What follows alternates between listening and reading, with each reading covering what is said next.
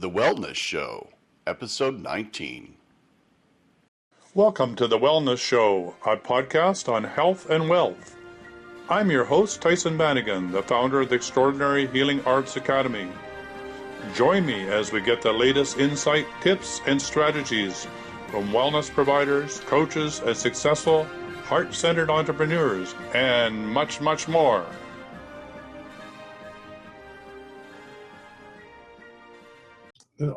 Welcome to the Wellness Show, and I'm excited today. I have a guest from Guelph, Ontario, and her name is Marsaye Treen, and she's involved in 3 interconnected projects. And I'm excited about that because it's a local project, but it has an ability to reach people wherever they are with an incredible idea to support these projects financially. So tell us more about that part of the project. Well, I work with people with mental illness issues and help them find employment. I'm an independent service provider to Ontario Disability Employment Supports. And in that role, I help them find employment. But what I find is that so many of them are the anxiety of getting a job is overwhelming for them. Once they're in the job, their depression or anxiety often gets the better of them, and so they need help outside of the system. The system tends to leave them short with any of the programs, drugs, anything that is out there. Sometimes is not enough for these people. So I found some bottles that are the cleanest bottles I could find. It took me over a year to find them. They are glass. They're made in the Czech Republic, and they have boron in the glass that helps to strengthen them. The cap is BPA free, but also the plasticizers that are in all plastics are so low that you'd have to soak it in acid for hours to get any kind of toxicity out of it. It's the cleanest, healthiest bottle I could find. Then I developed a cover for the bottles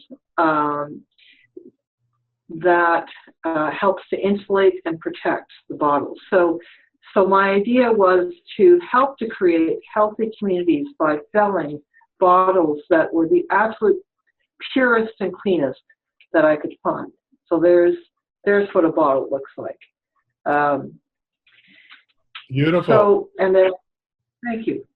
And then I developed this cover, and there are about, I think, 8 different colors. There's orange, blue, light blue, green, lime green, all kinds of purple, pink colors. And I designed it, and HOPE stands for Helping Opportunities for Personal and Employment Issues.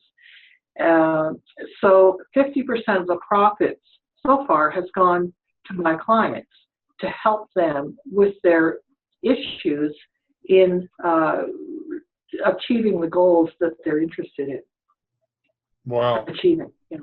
Congratulations, first of all, for doing the necessary research to get a high-quality product. I know I'm very interested in water and getting high-quality water to my clients, and trying to find the containers that are, correct, is really difficult. And glass, of course, is the best. So well done. So that's great. Thank you. And then designing the cover to protect it, that's really great too. So do you custom make or have you thought of custom making the covers for other nonprofits?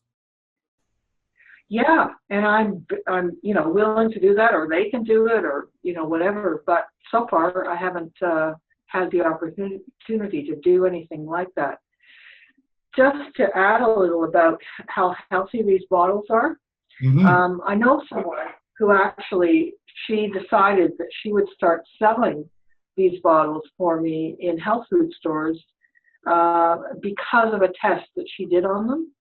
She said she described herself as a bottle junkie, and she has every bottle from the health food store shelves, including other glass ones.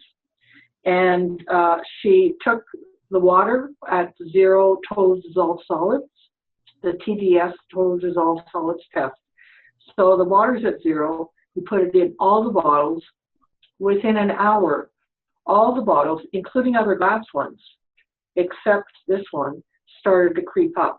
So something was leaching into the water. 24 hours later, this was still at 0. That's scary. That's scary information. It is scary information. I mean, if you have glass bottles that are made in China, you don't know if there isn't lead in the glass. Right. You don't know. And these bottles also will go to 140 degrees Celsius or freezing cold. I had them tested at, there's a factory here that doesn't exist anymore, but Wood's refrigeration factory. They tested it at 30 below at varying amounts of water in it. And it didn't break until it was about 3/4 full, and then the expansion was too much. But anyway, so they're proven for the Guelph climate. Yeah. Although we haven't had 30 below this year yet. Thank God for that. Thank God for that one, right? But I think that's really interesting that, we think that glass is fragile and it's not the best thing to have our water in, yet it is. It's the purest form to protect our water. And plastic is really scary.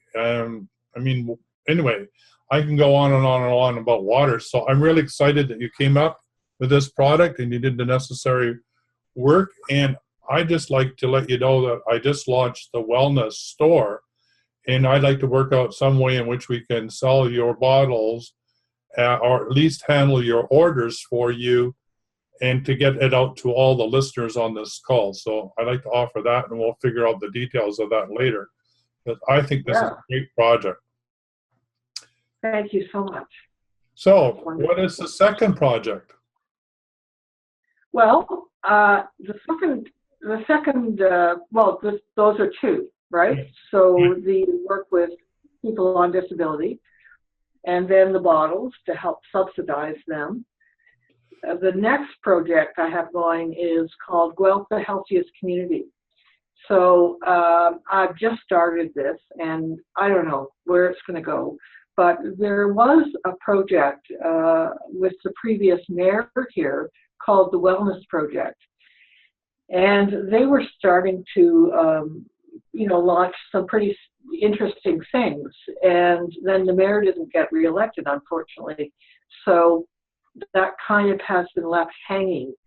So in part, it's to help pick up some of those pieces, but also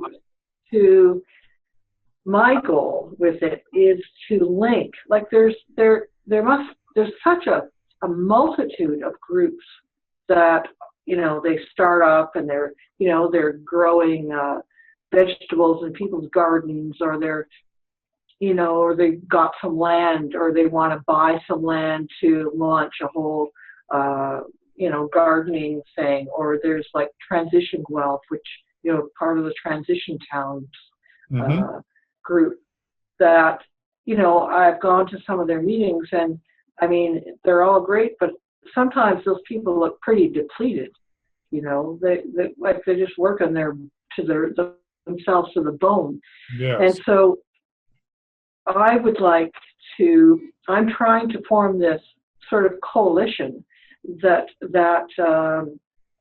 links all of these communities, all these groups together, so that they're not all kind of sitting there in their own silo and not branching out to other, to the business community, for example, or other groups that are perhaps look like they're unrelated. The social network of people, like mental illness, mental health communities that, may be interested in this kind of stuff, but they just haven't heard about it because people are all in their silos, right? So it's kind of an umbrella way of helping to create wellness in the community so people aren't burning themselves out trying to do some project that maybe there's a lot of support for, but they don't know it. Yeah, I like So that. that's just I like it Thank in you. a number of different ways. I like the idea that you could maybe work together so that you have group volunteers. So volunteers, you'd have the same volunteer package that would go to everybody, and then the volunteers can decide, which volunteer organization they like to work with, but you all have the same way to obtain your volunteers. I think that would be great. I've been involved with that. A directory would be great too. I mean, you probably thought of all these ideas, but a directory for the public of all the resources and how to get hold of it, that's a really great way of doing it as well. And what comes to mind is a mastermind where everybody in those different organizations gets together to brainstorm about how they can help each other, both with marketing and to reach the public and let other people know what they're doing so you can problem solve together. So I'm sure you've already thought of those ideas. What else have you thought of that the group can do? Well, I really like that mastermind idea. The thing is what I've had trouble with is that these groups are so overrun with work that they don't come to the meeting. I've been getting like Canadian Mental Health Association and some of the bigger organizations that have the manpower, to be able to come. They can let go of somebody for a few hours, kind of thing. So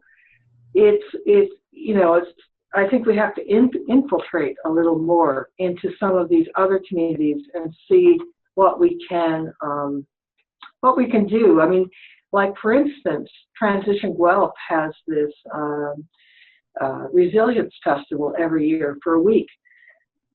Now, I mean, if we could help to create a bigger Transition Guelph so that the social services, all of the eco places, some businesses could all get involved, then that would be another way of sort of bringing it up into the forefront for people. So we're just kind of at the beginning of this, but we're just seeing how we can get it, how we can start to move forward with it. But thank you for that mastermind idea. Great ideas. I know when I worked in that area, and I have a background in creating charities and managing nonprofit organizations, so it's a passion that I have to do that at the community level. Another idea that comes to mind is that when we get so locked into our own project, like you say, you become myopic, and helping people see what the other project is doing and how it could be benefit to them by maybe offering, I don't know, an afternoon or come have your lunch at our project, and you rotate that. So people get to see each other's projects and understand what, the sort of the barriers are, what's going on, and have an understanding about the similarities and differences so they can tell their clients what it is that they've discovered. I think that might be fun too. So maybe something like a bag lunch series, or everybody has to eat. So maybe you could eat lunch together somewhere, or go to one of the projects and eat lunch and talk about the project over lunch. That sounds great. Thank you. So that sounds pretty good. So you said that they all fit together. So tell me how they all fit together. Well, mostly in my vision of healthy communities, really. Right. It's all about health and healthy communities and how we can all participate to create that. And when people participate, it helps create health within them as well. Yes, absolutely. So have you been able to reach out to other healthy community projects to see what they're doing elsewhere in other communities? Yes, there is someone in Burlington who has a healthy community project, and he's been coming to our meetings. Oh, good. And And there's someone in Oakville as well who, he hasn't come to our meetings because he's starting a health center, actually in just kind of the Hamilton area. But his focus has been water. I didn't know until I talked to him that Hamilton is actually one, I don't know, the largest amount of water in Canada or something is in Hamilton. There's all kinds of underground waterfalls and little waterfalls here and there. Yeah, it just blew my mind to find that out. Well, hopefully the bottled water company doesn't find out about that. Exactly. Yeah. So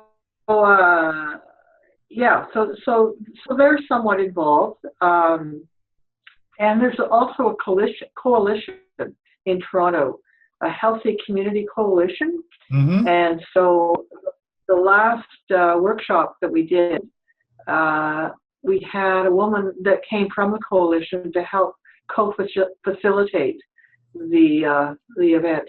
So that was good. It's a nice support, for if you have run into stumbling blocks and things like that. Yeah, wouldn't it be great to have the ability to have, healthy community initiatives in every small town and every city across Canada? I mean, wouldn't that be incredible? That would be fantastic. Yeah, and to know and to come up with the different models that work, that are effective. So maybe that's part of the project too, is just, what's the best of the best? I know I always had an opportunity to look at the best of the best in community economic development in the lower mainland of British Columbia, and out of that was able to network with a lot of groups and network them together about how to do community economic development at the local level, which is part of sustainable and healthy communities as well. And then that led on to doing a university course as well on that. So, helping health professionals understand how to work effectively with nonprofits to deliver the services that they're not funded to do, and actually don't even have the skill set to do, because they have different skills. I think it's really, really valuable, and getting it funded would be wonderful. So I think you're right ahead of the game for most nonprofits, and that is you're looking at your own independent funding through the Bottle Project, which is really the backbone of any project. As you know, depending on government funding is difficult because they always change the rules on you. You just figure it out for this year, and then next year you got a whole other set of buzzwords and different things you have to do in order to get the funding again. So congratulations for you for doing what I think is an admirable job to create a funding base for the work they want to do. So are your mental health clients, are they involved in any way in producing the covers for the bottles? Is that something that can be done, or is it too complicated or professional, or what? Someone would have to have a professional sewing machine and or industrial sewing machine, I guess they call it. And then they'd have to be sewers, and have a machine. Right. So far, I haven't had any clients that have that. Right. Yeah. But wouldn't that be wonderful if you could train some? Wouldn't it be? Yeah. Yeah. Maybe there's a grant for that. Maybe. Wow. This whole idea of being passionately called to work on the community level to do healthy communities, sustainable communities, I really admire the work that you're doing. It takes a lot of gumption to do that, because all of a sudden you find out that you need to know how to fundraise, you need to know how to run an organization, you need to know how to incorporate, you need to learn how to work with volunteers, and before you know it, you're getting awfully busy. And like you say, most of the groups are just so flat out busy, they don't even have time to change their mind, right? It's just like a lot of work. So if anybody's in the Guelph area and wants to help you do this project, or even to help market your bottles, how can they get hold of you, and how can they help deliver your product to a larger area? Well, they can email me at Marsaye, that's M-A-R-S as in Sam, A-Y-E, at rogers.com, or they can call me at 519-823-9333. Those are the two main ways they get a hold of me, or they can go to my website, which is www.hopestream.ca, and they can, email me from there. Yeah, and they can see all the things that are going on with the bottles and all of that. So if you were, as we're about to wrap up in the show, what advice would you give for people like you that have a passion to do healthy community or sustainability projects at the local level? What sort of tips would you have for them? I would say the more networking you can do, the better. The more that you can contact other people that are doing the same or similar work, the better.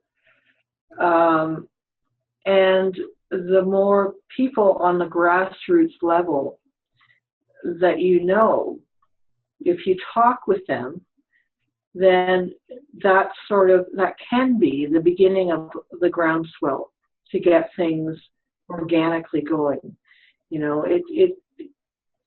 Like one of the concepts that I have about this is that the way that people work creates burnout. And so I want to approach it in a way that is where it has its own energy. And so it might not happen overnight, but when it takes off, it will. It will take off on its own energy, its own momentum. I love that. That's a brilliant idea. So in that area, because that's a great idea, how can you make what most nonprofits take their job so seriously and get so stressed and burnt out? They almost have dour faces when you go and see them. How can you bring about that joy to the work they're doing, like you're talking about? To me, that's key. If people are happy, if they're like what they're doing, volunteers are going to want to help join and participate. So I think that's core idea. How do you see doing that?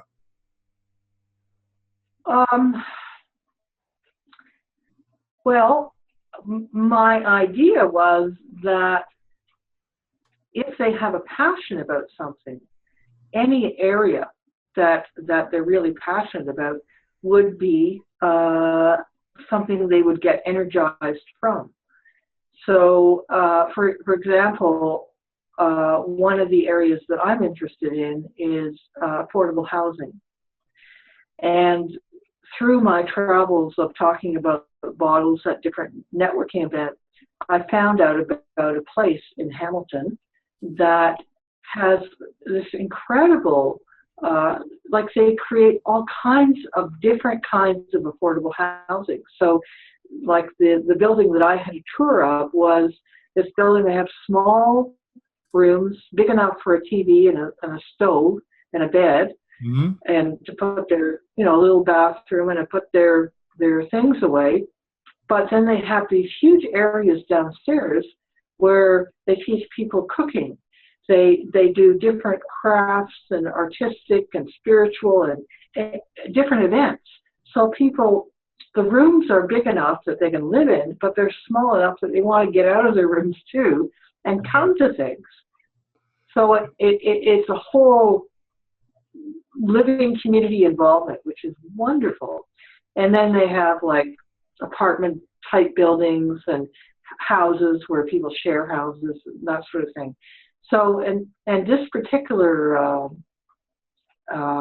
place helps other communities get funding. Well, not just funding, but helps to build.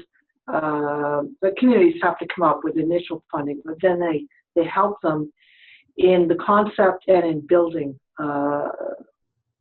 these places for them. So I've been trying to get this to happen here. Well, it's a challenge because, sorry. No, that's an admirable project. I think that's very exciting. So, wow, you got a lot of irons in the fire. I do. But the thing is that if people have a passion, like this particular passion, I'm not out pounding the pavement at this point because it's really not in my hands right now, but I got the key players together. So it's up to them to make the first steps. And once they get some momentum going, then I'll join in with them and do whatever I can to help it happen. Well, it sounds like you're the networker. It sounds like you're the person in Guelph that people should get hold of if they want to run some ideas past you and to build a network in their area. And also, if they have a passion to serve, they should talk to you as well, because I'm sure you can hook them into other groups that may match their interests. For sure. Well, it's been a pleasure talking to you on this show, and I wish you all the best in this project. I'd love to get a report from you in about 6 months, see how you're doing. And let's look at how we can promote your bottle and get it out there. So increase your funding base, so then you can maybe get donors to match you 2 for 1 or 3 for 1, because you've got an economic base. So congratulations for all the work you've done. It's great talking to you, and we'll be in touch. All right. Well, thank you very much, Tyson. I really enjoyed talking with you. Yeah, me too. So bye-bye. Okay, bye-bye. For quality online wellness products, courses, and services, visit our sponsors, thewellnessstore.ca and the Extraordinary Healing Arts Academy located at thewellnessacademy.ca. To stay in touch, visit us at thewellnessshow.ca. And until next time, be healthy, wealthy, and wise.